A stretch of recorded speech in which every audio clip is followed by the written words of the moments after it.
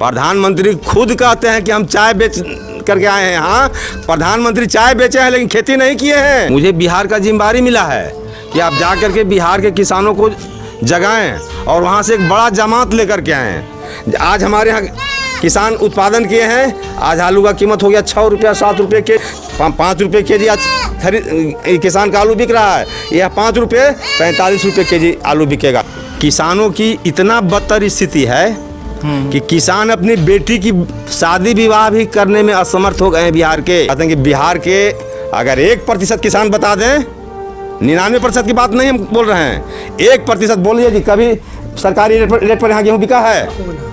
अगर 300 घर की बस्ती है मेरा तो 3 किसान नहीं जानते हैं कि MSP पर गेहूँ भी बिकता है। हम लोगों की जो हमारे यहाँ या कि जो युवा पीढ़ी है गार्ड की नौकरी करना पसंद कर रहे हैं लेकिन खेती करना पसंद नहीं कर रहे हैं, इसलिए कि यह घाटा का धंधा है। 1960 के एक डाटा प्रस्तुत कर रहे हैं कि 1960 में चावल की कीमत था 20 रुपये मन, 50 रुपये क्विंटल। 2 क्विंटल चावल बेचते थे, 5 मन चावल बेचते थे तो 1 भर सोना खरीदाता था, मिलता था किसान को।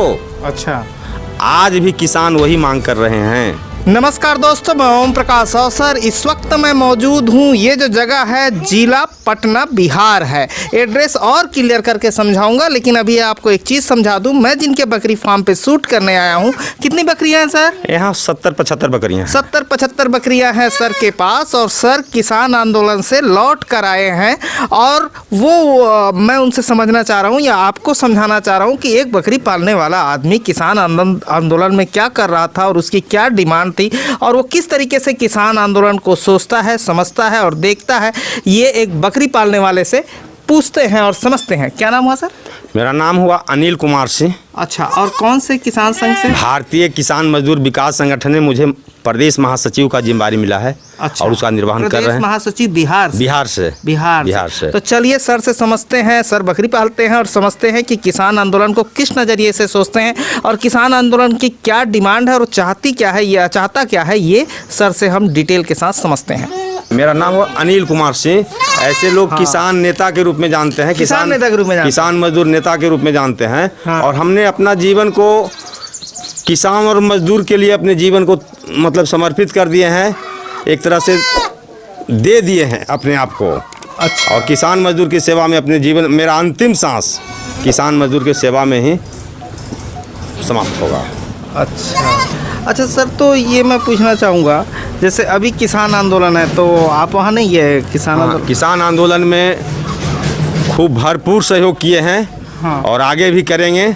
ऐसे 29 जनवरी को हम लोग पटना के डाकबंगला चौराहा पर लगभग 25,000 की संख्या में चौराहा को जाम किए थे और वहाँ पर पूरे जिला प्रशासन अस्त व्यस्त हो गए थे। तो हम लोग बिहार के माध्यम से भी संदेश देने का प्रयास किया है कि यहाँ के किसान भी आंदोलित हैं। और अभी ये जो सरकार की जो साधन है, ट्रेन की जो साधन है, लगभग साधन अभी बंद की सरकार के माध्यम से है, इसलिए हमारे बिहार के किसान वहाँ नहीं पहुँच पा रहे हैं।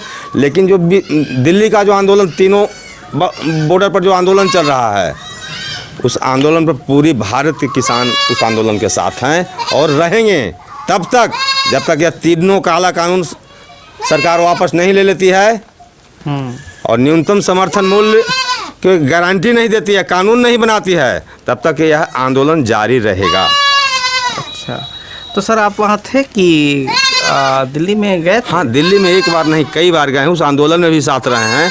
मुझे बिहार का जिम्मेदारी मिला है कि आप जा कर के बिहार के किसानों को जगाएं और वहाँ से एक बड़ा जमात लेकर के आएँ। हम लोग पुनः मार्च में एक बड़ा जमात के साथ उस आंदोलन में जा रहे हैं और बिहार का संख्या बहुत अच्छा रहेगा वहाँ। अच्छा सर, मुझे एक चीज़ और समझाइए, जब बिल की बात ही हो रही है तो तीनों बिल में खराबी क्या है? खराबी बंधु, खराबी है कि अभी हमारे यहाँ जो पूरे भारत के किसान इस बिल को सही ढंग से समझ नहीं पा रहे हैं। एक उदाहरण दे के हम स्पष्ट कर देना चाहते हैं कि 1 साल भर का बच्चा है, अगर हम लोग जाड़ा के मौसम में आग तापते हैं देहात में, वह बच्चा आग में हाथ डाल देता है और हम लोग जो बुजुर्ग हैं या जो वयस्क हैं वो नहीं डालते हैं।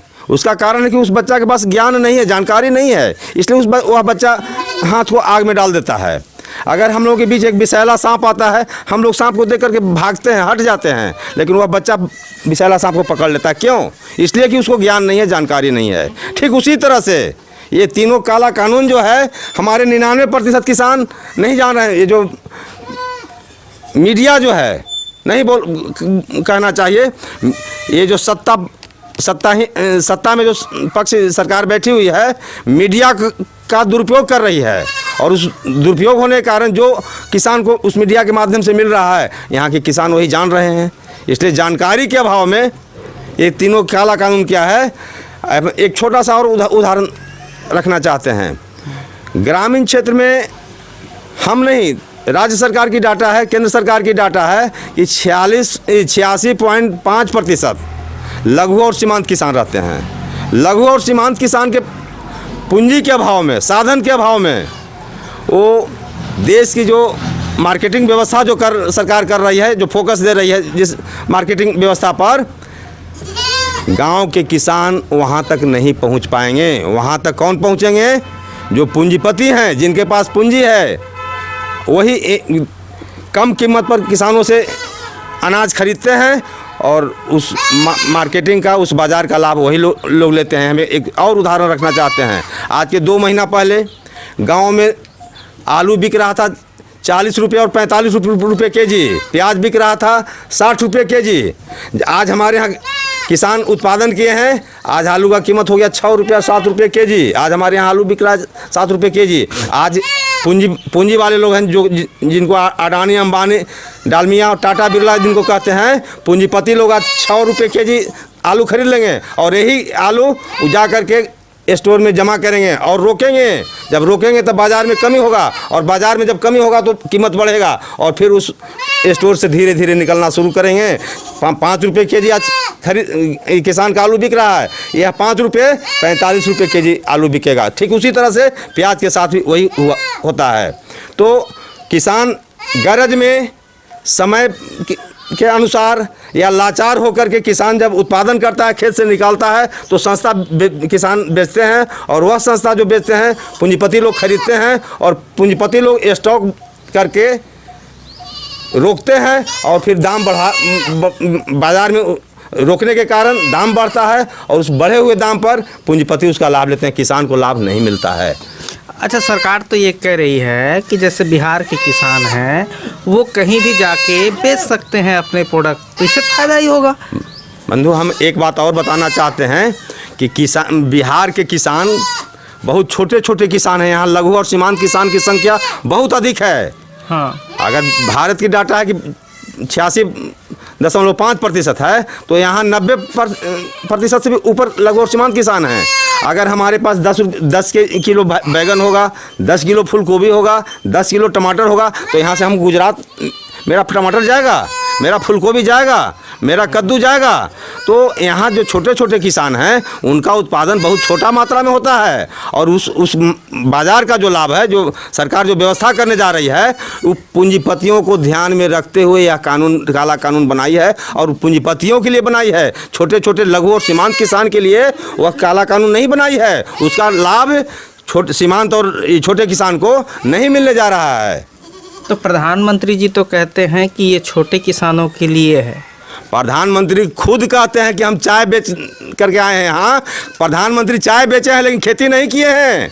खेती का अनुभव उनके पास नहीं है। अभी जो हमारे माननीय कृषि मंत्री जी जो बोल रहे हैं कि तीनों कानून से किसान सफल हो जाएगा, किसान का विकास हो जाएगा, हम नहीं, पूरे भारत के लोग जान रहे हैं कि भारत सरकार घोषणा की है कि 2022 तक किसान की आमदनी दुगना हो जाएगा।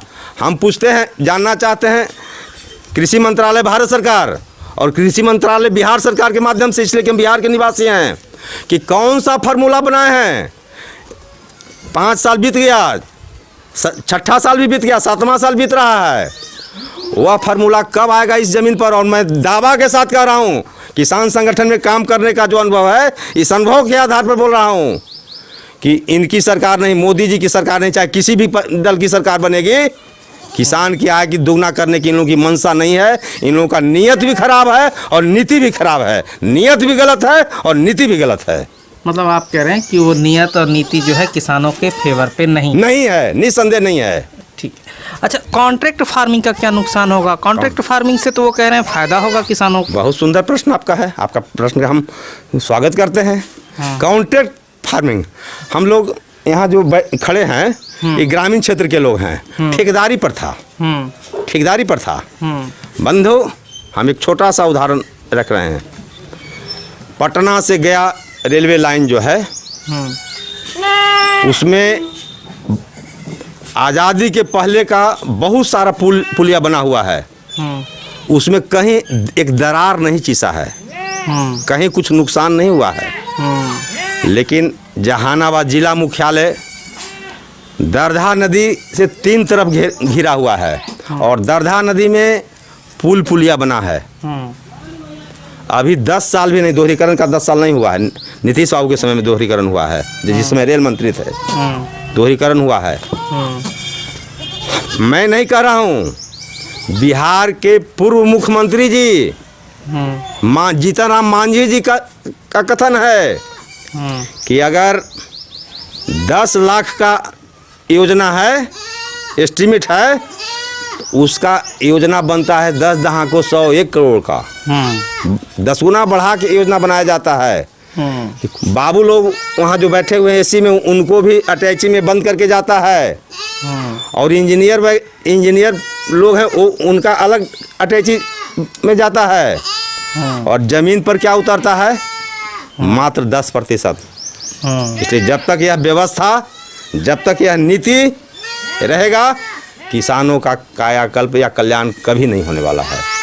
अच्छा, मुझे एक चीज़ और बताइए। कॉन्ट्रैक्ट खेती से किसानों को नुकसान है, किसी भी एंगल से, किसी भी दृष्टिकोण से, किसी भी नज़रिया से। अगर लाभ है तो तोमर जी जो अभी भारत के कृषि मंत्री हैं और माननीय प्रधानमंत्री जी ज़मीन पर आके बताएं और किसान का आय दुगना कैसे करेंगे और ये कॉन्ट्रैक्ट फार्मिंग से फ़ायदा कैसे देंगे, ज़मीन पर आके प्रैक्टिकल में, व्यवहार में बताएं। थ्योरी से काम अब नहीं चलेगा।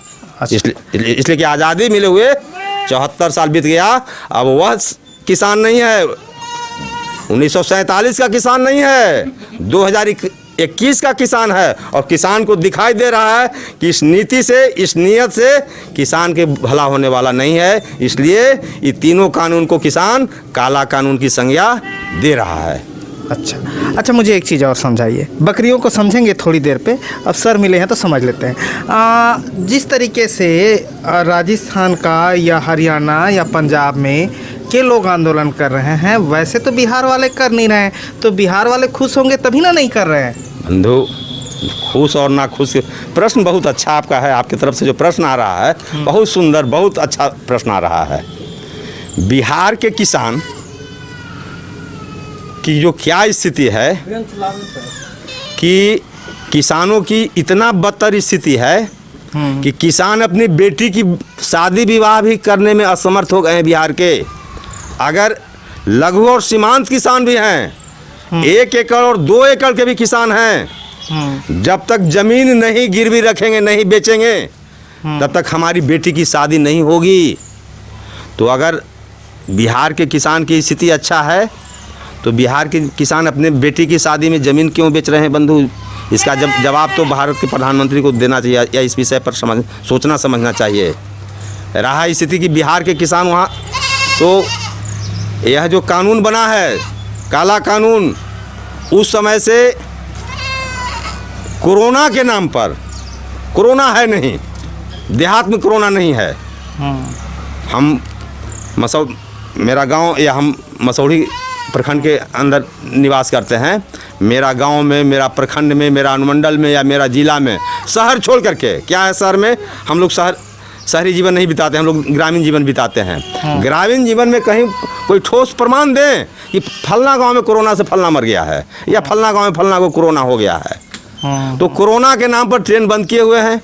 बिहार से और दिल्ली की दूरी इतना अधिक है कि हम पैदल मार्च वहाँ कर नहीं सकते हैं, पैदल पहुँच नहीं सकते हैं, ट्रेन बंदे हैं, पूंजी के अभाव है हम किसान के पास कि हम यहाँ से रिजर्व गाड़ी करके हम दिल्ली पहुँचे, दिल्ली पहुँचने नहीं दे पा रहे हैं। बीच में ही गाड़ी राज्य सरकार और केंद्र सरकार रोक दे रही है। तो ट्रेन जब चालू हो जाएगी तब बिहार के किसान बता देंगे कि बिहार के किसान कितने जागरूक हैं और उस आंदोलन में कितने साथ हैं।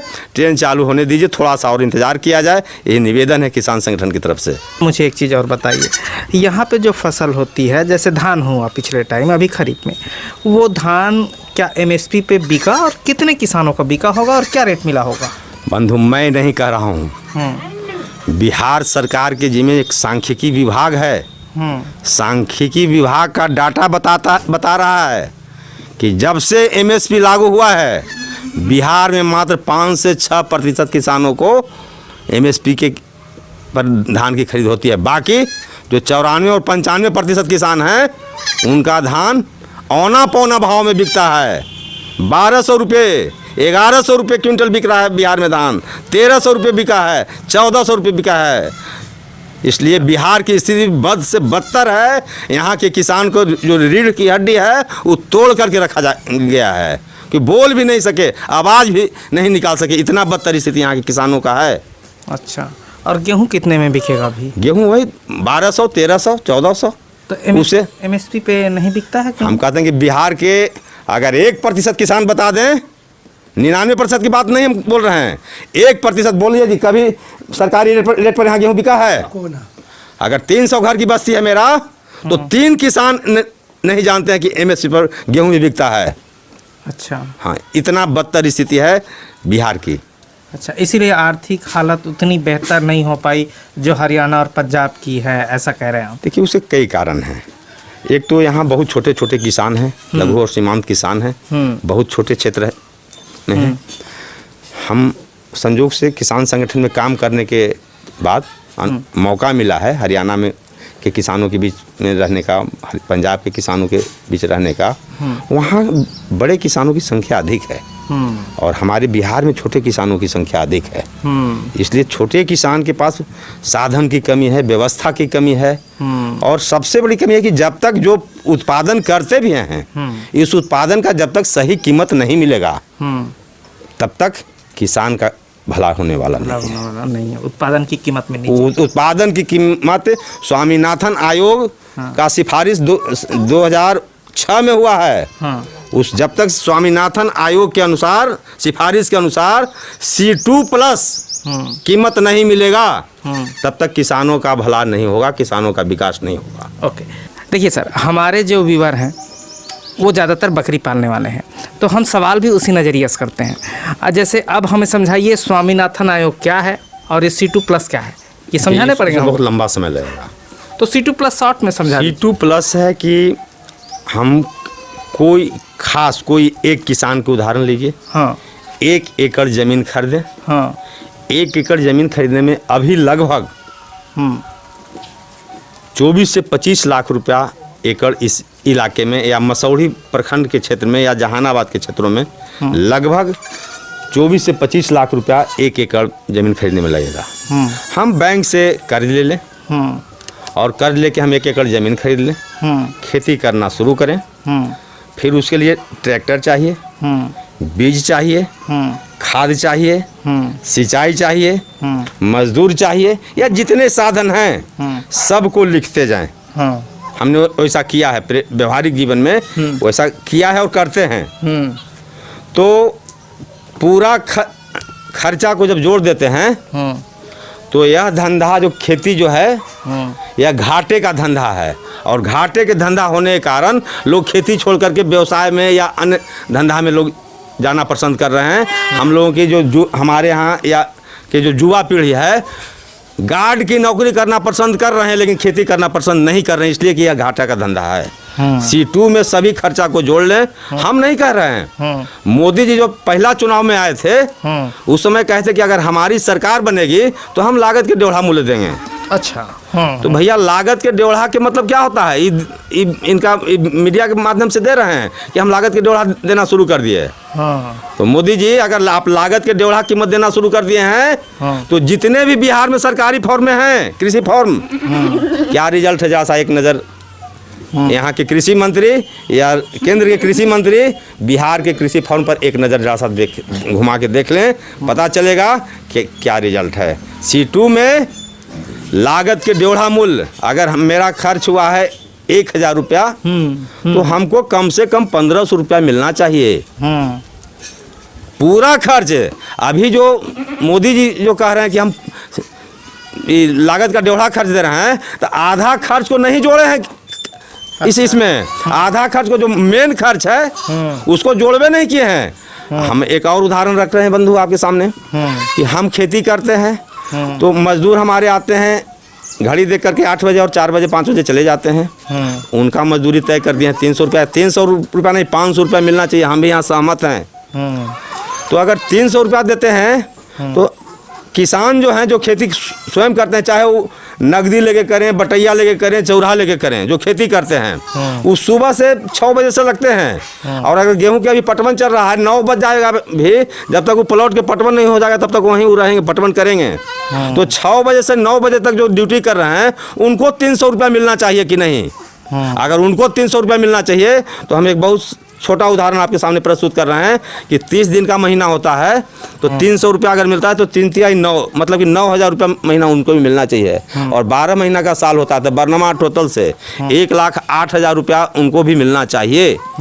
लेकिन हम पूरे बिहार के किसान को दावा के साथ कह रहे हैं कि एक किसान भी बता दें कि हम जो इसमें समय देते हैं हमारा भी मजदूरी इसमें मिलता है। अगर मजदूरी मिलता तो खेती घाटा का धंधा नहीं रहता, फायदा का धंधा रहता। और अगर फायदा का धंधा रहता तो हमारे गांव से या हमारे इलाका से या हमारे ज़िला से, हमारे प्रांत से गुजरात, आसाम, कश्मीर, हरियाणा, पंजाब के जाकर के लोग सफल बना रहे हैं और वहाँ से गार्ड के काम कर रहे हैं। हमारे नौजवान गार्ड के काम करने के लिए गुजरात और हरियाणा नहीं जाते, अपने घर में काम करते, अपने खेती करते, अगर खेती लाभदायक होता तो।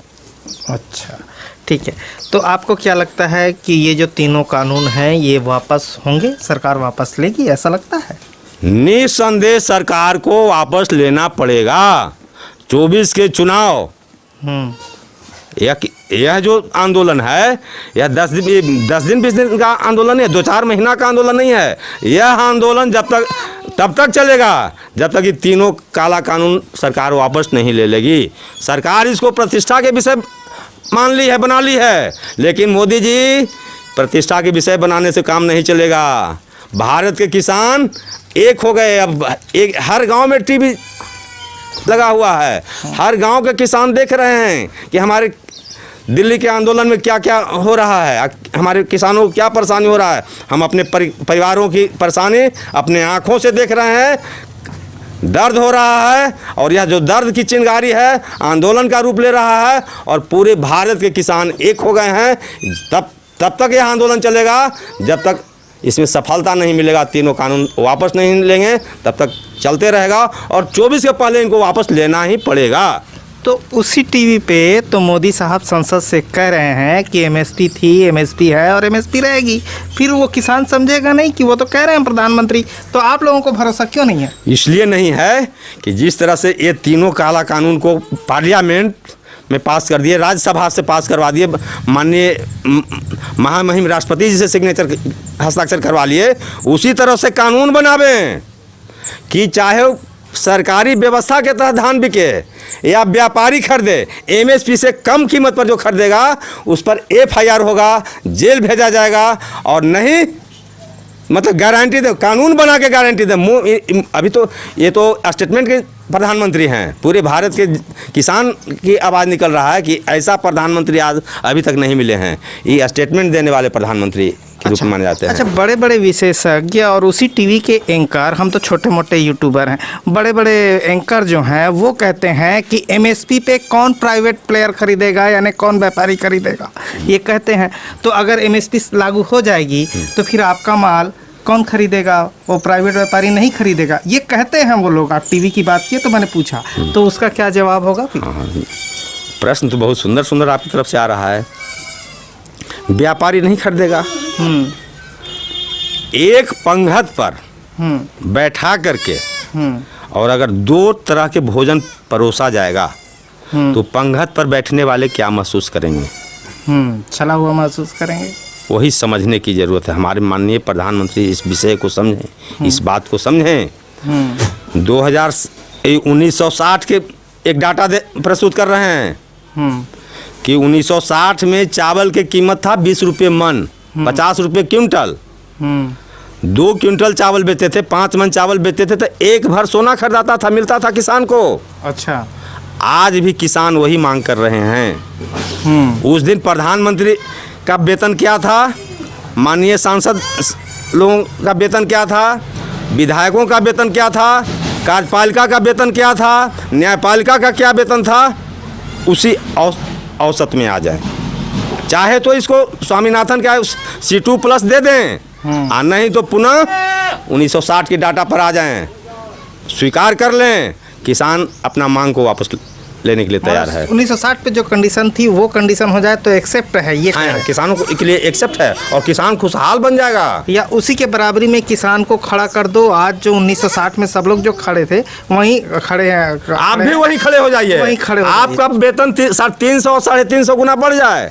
और किसान की जहाँ मदद करने की बात होता है, देने की बात होता है, कर्ज माफी की बात होता है, तो चाहे किसी भी दल की सरकार हो, सरकार दिखाती है कि खजाने खाली है, कैसे माफ़ी होगा, कैसे सुविधा देंगे। तो सिर्फ 70 हमारे माननीय प्रधानमंत्री जी विकसित राष्ट्र की कल्पना कर रहे हैं, अमेरिका और चाइना से भी ऊपर जाने की बात कर रहे हैं। तो अपने घर में अगर हम 100 गो परिवार हैं और 70 गो भूखे मरेगा और 30 गो अगर खुशहाल रहेगा तो वह परिवार कभी खुशहाल परिवार बन सकता है।